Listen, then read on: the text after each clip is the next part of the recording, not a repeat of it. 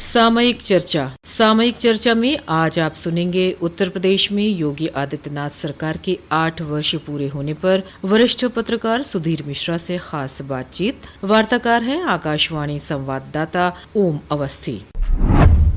उत्तर प्रदेश में योगी आदित्यनाथ की सरकार ने 8 वर्ष पूरे कर लिए हैं। इन 8 वर्षों में प्रधानमंत्री नरेंद्र मोदी के रिफॉर्म, परफॉर्म और ट्रांसफॉर्म के विजन को आगे बढ़ाते हुए उत्तर प्रदेश को उत्तम प्रदेश बनाने के लिए लगातार कदम उठाए गए हैं। इन 8 वर्षों में उत्तर प्रदेश निवेशकों को आकर्षित करने में कितना सफल हुआ है, प्रदेश में युवाओं के लिए रोजगार, स्वरोजगार के कितने मौके बढ़े हैं, पर्यटन, पर्यावरण, कृषि, शिक्षा और स्वास्थ्य जैसे क्षेत्रों में प्रदेश ने कितनी प्रगति की है, इन सब पर चर्चा करने के लिए आज हमारे साथ हैं वरिष्ठ पत्रकार सुधीर मिश्रा जी। आकाशवाणी समाचार में आपका स्वागत है सर। नमस्कार। प्रदेश सरकार बीते 8 वर्षों में उत्तर प्रदेश को उत्तम प्रदेश बनाने के प्रयास में कितना सफल हुई है? मुझे लगता है कि काफी कामयाबी मिली है उत्तर प्रदेश को बीते 8 सालों में, क्योंकि सबसे बड़ा जो उत्तर प्रदेश की पूरे देश में अगर हम पहले कभी जाते थे तो बदनामी कानून व्यवस्था को लेकर होती थी कि उत्तर प्रदेश को माना जाता था कि यहाँ पे अपराधियों का गढ़ है। लेकिन बीते 8 साल में जिस तरह से बड़े बड़े यहाँ के जो सूचीबद्ध माफिया थे उनके ऊपर जिस तरह के एक्शन हुए, कड़ी कार्रवाइयाँ हुई और एनकाउंटर्स हुए, तो उससे उत्तर प्रदेश की छवि पूरे देश में बदली है। और अब ये माना जाता है कि उत्तर प्रदेश में जाने का मतलब असुरक्षा नहीं है। लोग अब यहाँ पर आकर खुद को सुरक्षित महसूस करते हैं। जैसा कि अभी आपने कुंभ मेले में देखा होगा कि कितनी बड़ी संख्या में लोग यहाँ पर आए, या उससे पहले अर्ध कुंभ में आए, या राम जन्मभूमि मंदिर बनने के बाद जिस तरह से यहाँ पे धार्मिक पर्यटन बढ़ा है, वो इस बात का प्रमाण है कि उत्तर प्रदेश की छवि पूरे देश में अब बदल रही है। निवेशकों को प्रदेश में लाने और युवाओं को रोजगार उपलब्ध कराने में सरकार के प्रयासों को आप कैसे देखते हैं? देखिए, निवेशक हो या और आम लोग हों, उनको अगर किसी राज्य में अपना कारोबार करना है, अपने को स्थापित करना है, तो सबसे ज्यादा जरूरत होती है एक बेहतर कानून व्यवस्था की, आधारभूत ढांचे की और एक सिंगल विंडो सिस्टम की, जहां पर लोग आसानी से अपने काम को शुरू कर सकें। तो मुझे लगता है कि बीते 8 साल में इस दिशा में काफी अच्छी कोशिशें जारी हैं, अभी भी चल रही हैं, और रिफॉर्म के लिए भी बहुत कोशिशें हो रही हैं। अब जैसे अभी की घटना है कि सोलर प्लांट लगाने के लिए एक बड़ी कंपनी यहाँ पर आई और उसको दिक्कतों का सामना करना पड़ रहा था, या भ्रष्टाचार में उलझ रहा था मामला, बड़े ऑफिसर पैसा मांग रहे थे, तो एक सीनियर आईएएस के ऊपर एक्शन हुआ, यहाँ पे उनको सस्पेंड किया गया और जिसके जरिए वो पैसा ले रहे थे उसको गिरफ्तार किया गया, अरेस्ट किया गया। तो ये बताता है कि ये जो इस तरह के एक्शन है, ये दिखाते हैं कि राज्य सरकार, योगी सरकार बहुत दृढ़ है इस मामले में कि वो लोगों को दिक्कत ना होने दे और उत्तर प्रदेश में निवेश के लिए बढ़िया माहौल बने। ये ग्लोबल इन्वेस्टर समिट के बाद जो एक माहौल बना है और निवेश उत्तर प्रदेश की ओर आ रहा है, इससे रोजगार के कितने अवसर बढ़ रहे हैं? क्या युवाओं को बहुत फायदा होगा, बाहर नहीं जाना होगा? देखिए, इसमें प्रयास तो शुरू हुए हैं निश्चित तौर पर, और काफी कुछ इंडस्ट्रियां आई भी हैं उत्तर प्रदेश में। मुझे लग रहा है कि अभी बाहर की इंडस्ट्री जो आकर यहाँ पे काम करना शुरू कर रही है, पहले नोएडा में और एनसीआर में ही आती थी, लेकिन अब लग रहा है कि राज्य के दूसरे हिस्सों में भी वो जा रही हैं। इससे भी ज्यादा अच्छी बात यह है कि जो इनका ओडीओपी जो स्कीम है, वन डिस्ट्रिक्ट वन प्रोडक्ट का जो एक योजना है, जिसमें हर जिले का जो एक अपना उत्पादन है या एक उसकी पहचान है, उसमें जो इंडस्ट्री डेवलप कर रही है, उसमें जो कुटीर उद्योग डेवलप कर रहे हैं, उसमें जो आम लोगों की सहभागिता बढ़ रही है, वो मुझे लगता है कि वो ज़्यादा इंपॉर्टेंट है, क्योंकि लोग ऑलरेडी वो पहले से काम कर रहे थे और अब उनको सरकार नई योजनाओं के थ्रू, सब्सिडीज के थ्रू और उनके लिए एक्सपोर्ट का अच्छा माहौल बनाकर जो उनको सुविधाएं दे रही है, उससे कई शहरों में पहले के मुकाबले कामगारों का जो स्तर है, आर्थिक स्तर है, जो उनका सामाजिक स्तर है, वो ऊपर उठा है। आपने जैसा कि बताया कि युवाओं के लिए रोजगार के अवसर बढ़े हैं और सरकार प्रयास कर रही है। ये एमएसएमई सेक्टर पर सरकार का खास फोकस रहा है। सरकार चाहती है कि लोग रोजगार के साथ साथ स्वरोजगार से भी जुड़े। तो इसके लिए जो प्रयास हो रहे हैं, उनको आप कैसे देखते हैं? जो सरकार के दावे हैं उसके मुताबिक एमएसएमई क्षेत्र में 90 लाख से अधिक रोजगार के अवसर पैदा हुए हैं। प्रदेश के निर्यात को करीब 86,000 करोड़ से बढ़ाकर 2 लाख करोड़ पहुंचाने में ओडीओपी जो स्कीम है, वन डिस्ट्रिक्ट वन प्रोडक्ट, उसका बहुत योगदान है। इन्हीं से ज्यादा रोजगार निकल के आ रहे हैं। प्रदेश को 1 ट्रिलियन की इकोनॉमी बनाने के लक्ष्य को हासिल करने के लिए सरकार लगातार आगे बढ़ रही है। इंफ्रास्ट्रक्चर और ट्रांसपोर्ट सेक्टर में जो काम है, उनका कितना सकारात्मक योगदान आपको इसमें दिखता है? आप अगर आज से 8 साल पहले उत्तर प्रदेश में हवाई जहाजों की कनेक्टिविटी देखें, एयर कनेक्टिविटी देखें और आज की कनेक्टिविटी देखें, आज के एयरपोर्ट्स की संख्या देखें और पहले के एयरपोर्ट्स की संख्या देखें, तो आपको बहुत बड़ा अंतर नजर आएगा। अब कितनी फ्लाइट्स, कितनी ज्यादा, मतलब कई गुना हो गई हैं। अब इलाहाबाद में फ्लाइट्स आ रही हैं, अयोध्या में फ्लाइट्स आ रही हैं, हैं, और लखनऊ में एयरपोर्ट का विस्तार हो रहा है, वाराणसी में हो रहा है, और छोटे शहरों में कानपुर में भी फ्लाइट्स आ रही है। तो पहले के मुकाबले एयर कनेक्टिविटी बहुत बड़ी है, और बुंदेलखंड एक्सप्रेसवे बन रहा है, और पूर्वांचल एक्सप्रेसवे बन गया है, और आगरा एक्सप्रेसवे पहले से है। तो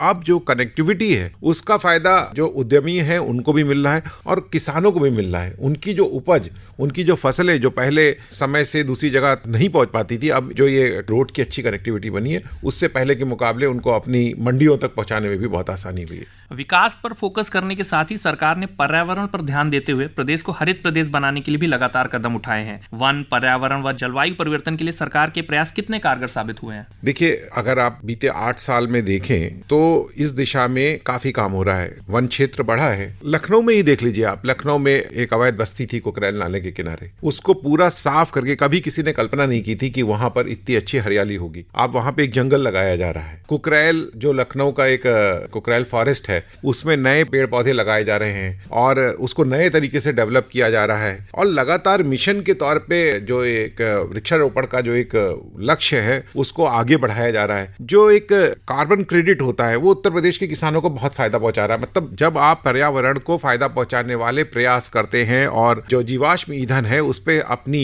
जो निर्भरता है उसको कम करते हैं, तो वो हमारे राज्य के नागरिकों के हित में जाता है, उनकी आमदनी बढ़ती है। तो पर्यावरण के क्षेत्र में उत्तर प्रदेश सरकार ने काफी अच्छा काम किया है। और क्लाइमेट चेंज की जैसी हम प्रॉब्लम्स, मुसीबत देख रहे हैं, आपने पिछले साल देखा होगा कि कितनी ज्यादा गर्मी पड़ी, हीट वेव्स कितनी ज्यादा हुई, या फिर एक्सट्रीम जो रेन हो जाता है, अचानक से बारिश होना, अचानक से सर्दी पड़ना, ये इनसे निपटने के लिए भी सरकार तैयारी कर रही है। उसमें एनजीओज के साथ में उनकी भागीदारी हो रही है। एक आई फॉरेस्ट नाम की संस्था के साथ चीफ सेक्रेटरी और सारे लोग बैठे हैं और उनके साथ एक साझा रोड मैप बनाया है कि भविष्य में हमको इस दिशा में क्या करना है। तो मुझे लगता है कि पर्यावरण के मामले में राज्य सरकार बहुत सजग है और उसकी नजर है, क्योंकि ये एक अंतर्राष्ट्रीय समस्या है। आप देखिए, जो ग्लोबल वार्मिंग हो रही है वो एक इंटरनेशनल प्रॉब्लम है और इसका हिमालय पे प्रभाव है, इसका हमारी नदियों पे प्रभाव है, इसका हमारी खेती पे प्रभाव है। तो ये चिंता की बात है और सरकार इस ओर ध्यान दे रही है। जी, आपने जैसा बताया कि पर्यावरण के प्रति सरकार सचेत है, वहीं केंद्र की मोदी सरकार हो या राज्य की योगी सरकार, गरीब कल्याण एक बड़ा मुद्दा रहा है। इसके लिए योगी सरकार ने कई स्कीमें शुरू करी हैं। इसका कितना असर देखने को मिल रहा है? देखिए, सबसे बड़ा फायदा तो ये हुआ है जिसको कहते हैं ना कि डबल इंजन की सरकार। मतलब एक केंद्र में मोदी सरकार है और राज्य में योगी की सरकार है, तो ये दोनों के बीच में आपस में अच्छा तालमेल है। जो भी सेंट्रल गवर्नमेंट की जो स्कीम्स हैं उनका जो क्रियान्वयन है वो ज्यादातर, वो उसमें से स्कीम्स जो भी हैं वो गरीब तबके को ध्यान में रखकर हैं, तो उसका फायदा बहुत मिल रहा है। उत्तर प्रदेश में किसानों की आय बढ़ाने और उन्हें सक्षम बनाने के लगातार प्रयास किए गए हैं। एग्री स्टार्टअप से लेकर किसानों को तकनीक से जोड़ने का प्रयास किया गया है। सरकार की नीतियों में किसान अब प्राथमिकता में नजर आता है। इसका असर जमीनी रूप से किसानों पर कितना देखने को मिल रहा है? देखिए, अब ऑर्गेनिक खेती की बात हो रही है। ऑर्गेनिक फसलें हैं वो जो ज़्यादा लोगों को लाभ देती हैं, उसके रेट भी बहुत अच्छे मिलते हैं। दूसरा, मंडियों को पहले से बेहतर किया गया है। स्टोरेज की सुविधा बढ़ाई गई है, जो कोल्ड स्टोरेज हैं उनकी सुविधा बढ़ाई गई है। रोड कनेक्टिविटी बढ़ी है जिसका फायदा सीधे किसानों को मिलता है। खाद की उपलब्धता के मामले में भी पहले से बेहतर स्थितियां हुई हैं। और जो केमिकल खाद है उसके अलावा ऑर्गेनिक खाद की भी बात हो रही है, कंपोस्टिंग की बात हो रही है, बायोडाइवर्सिटी को सुरक्षित रखने की बात हो रही है। किसानों को समझाया जा रहा है कि कैसे वो अपनी फसलों के पैटर्न में क्या क्या उनको बदलाव लाना चाहिए, बागवानी किस तरह से उनके लिए मददगार है। और जो उनके अपने प्रोडक्ट हैं, जैसे लखनऊ में मान लीजिए आम है या किसी इलाके में लीची है या कहीं गन्ना है, तो उसका लोकल स्थानीय स्तर पे उससे जुड़ी हुई क्या इंडस्ट्री लगाई जा सकती है। अब गन्ने का रिकॉर्ड उत्पादन हो रहा है और उसका इस्तेमाल सिर्फ चीनी बनाने में नहीं हो रहा, एथेनॉल बनाने में हो रहा है। और बहुत सारी चीजें आपने कोविड के दौरान देखा होगा कि कितना किस किस तरीके के उनके इस्तेमाल किए गए, तो उससे किसानों की स्थिति पहले के मुकाबले बेहतर हुई है। आम लोगों के लिए स्वास्थ्य और शिक्षा दो बहुत महत्वपूर्ण क्षेत्र हैं। प्रदेश सरकार ने इन दोनों क्षेत्रों पर कितना फोकस किया है, इस पे आप कैसे देखते हैं? खास करके जो स्वास्थ्य में मेडिकल सीटों बढ़ाने की बात हो या फिर स्कूली बच्चों को ड्रेस देने की बात हो या फिर उन्हें टैबलेट देने की बात हो, इसका कितना असर दिखता है? देखिए, एजुकेशन में अगर आप प्रोत्साहन देते हैं, जैसे कि अभी स्कूटी देने की बात हुई है या टैबलेट देने की बात हुई है, तो उससे जो एग्ज़ाम दे रहे हैं, परीक्षा देने वाले बच्चे हैं, उनका मनोबल बढ़ता है और उनको लगता है कि सरकार उनका ख्याल रख रही है और उत्साह बढ़ता है कि हम अपने परीक्षाओं को और अच्छे से तैयारी करें। जहाँ तक स्वास्थ्य सेक्टर की बात है, तो स्वास्थ्य के क्षेत्र में काफ़ी काम हुआ है। आप देखिए मेडिकल कॉलेजेस की संख्या काफ़ी बढ़ गई है, मेडिकल सीट्स दुगने से ज़्यादा हो गई हैं।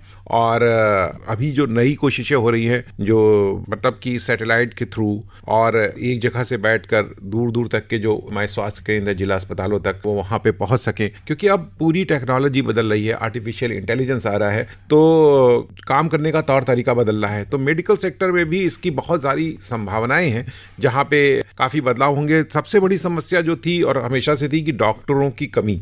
हमारे पास सेंटर्स तो थे, जिला अस्पताल तो थे, उपकेंद्र तो थे, सामुदायिक स्वास्थ्य केंद्र तो थे, लेकिन हमारे पास डॉक्टरों की बहुत कमी थी। तो अब ये लग रहा है कि जिस तेजी से नए मेडिकल कॉलेजेस बने हैं, अगले 3-4 साल में डॉक्टरों की जो कमी की पुरानी शिकायत है वो भी दूर हो जाएगी। जी, उत्तर प्रदेश में पर्यटन की अपार संभावनाएं, खासकर धार्मिक पर्यटन की बात हो या महाकुंभ में जिस तरह की भीड़ हमने देखी, जिस तरह से देश और दुनिया से पर्यटक यहाँ पहुंचे, प्रदेश की अर्थव्यवस्था में यह क्षेत्र कितना अहम रोल निभाएगा? देखिए, निभाएगा की तो बात नहीं, अब तो निभा रहा है। अगर आप उत्तर प्रदेश का पर्यटन, धार्मिक पर्यटन देखिए, उत्तराखंड के अलग होने के बाद ये माना जाता था कि अब उत्तर प्रदेश में ताजमहल और वाराणसी के अलावा और क्या देखने लायक बचा है। लेकिन पर्यटन के मामले में निश्चित तौर पे काफ़ी काम हुआ। धार्मिक पर्यटन में मथुरा, अयोध्या और वाराणसी तो हैं ही हैं। अयोध्या का आप डेवलपमेंट देख रहे हैं कि किस तरह से हो रहा है। वहाँ मंदिर बनने के बाद से कितनी बड़ी तादाद में देश और दुनिया से लोग आ रहे हैं, तो निश्चित तौर पे इसका फायदा अयोध्या को तो मिल ही रहा है। अड़ोस पड़ोस के जिलों को, जैसे श्रावस्ती और नेपाल सीमा पर जो बौद्ध सर्किट है, वो भी एक नया कनेक्ट बन रहा है। और वाराणसी, अयोध्या, प्रयाग, ये 3 एक कनेक्शन ये नया बन रहा है कि जो लोग एक जगह आते हैं वो बाकी दोनों जगहों पे भी जाते हैं। इसी के साथ साथ में जो नई ट्रेनें शुरू हुई हैं, तो वो कनेक्टिविटी बढ़ने से अगर एक दक्षिण भारत का आदमी बनारस में लैंड करता है, तो वो बनारस से ट्रेन में बैठता है, वो अयोध्या भी आता है, इलाहाबाद भी जाता है, वो लखनऊ भी आ सकता है। तो इस तरह से पहले के मुकाबले उनको बेहतर सुविधाएं मिल रही हैं। सोनभद्र और जो बुंदेलखंड का इलाका है, उसकी ब्यूटी को भी बारिश के दौरान उसको अलग ढंग से डेवलप किया जा रहा है। दुधवा और ये जो हमारे जंगल के इलाके हैं, उनकी भी डिमांड पहले के मुकाबले काफी बढ़ी है। जी, जैसे आपने दुधवा का जिक्र किया, तो प्रदेश में धार्मिक पर्यटन के साथ ही इको टूरिज्म का बहुत स्कोप है। उसको लेकर के सरकार के प्रयासों को आप कैसे देखते हैं? जो एक आम पर्यटक है, कई लोगों को धार्मिक पर्यटन में मजा आता है, तो कई लोगों को दूसरी चीजें, उन्हें जंगल सफारी चाहिए, उन्हें जानवरों को देखना है। तो कुल मिलाकर इस दिशा में जो हमारा पर्यावरण मंत्रालय और जो वन मंत्रालय है, उसने ठीक ठाक काम किए हैं। गेस्ट हाउसेस की स्थिति पहले से बेहतर की गई है, होटल, रिसोर्ट्स, ये सबको बहुत अच्छा बनाया जा रहा है। तो अब जो बाहर से आने वाले यात्री हैं, जो पर्यटक हैं, उनको पहले के मुकाबले ज्यादा सुविधाएं मिल रही है। जी, निश्चित तौर पर उत्तर प्रदेश में पिछले 8 वर्षों में बेहतर काम हुआ है, चाहे पर्यटन की बात हो या फिर शिक्षा और स्वास्थ्य की बात हो। प्रदेश सरकार के बीते 8 वर्षों की उपलब्धियों पर हमसे चर्चा करने के लिए आपका बहुत बहुत धन्यवाद। धन्यवाद ओम जी। सामयिक चर्चा के अंतर्गत अभी आप सुन रहे थे उत्तर प्रदेश में योगी आदित्यनाथ सरकार के 8 वर्ष पूरे होने पर वरिष्ठ पत्रकार सुधीर मिश्रा से खास बातचीत। वार्ताकार थे आकाशवाणी संवाददाता ओम अवस्थी।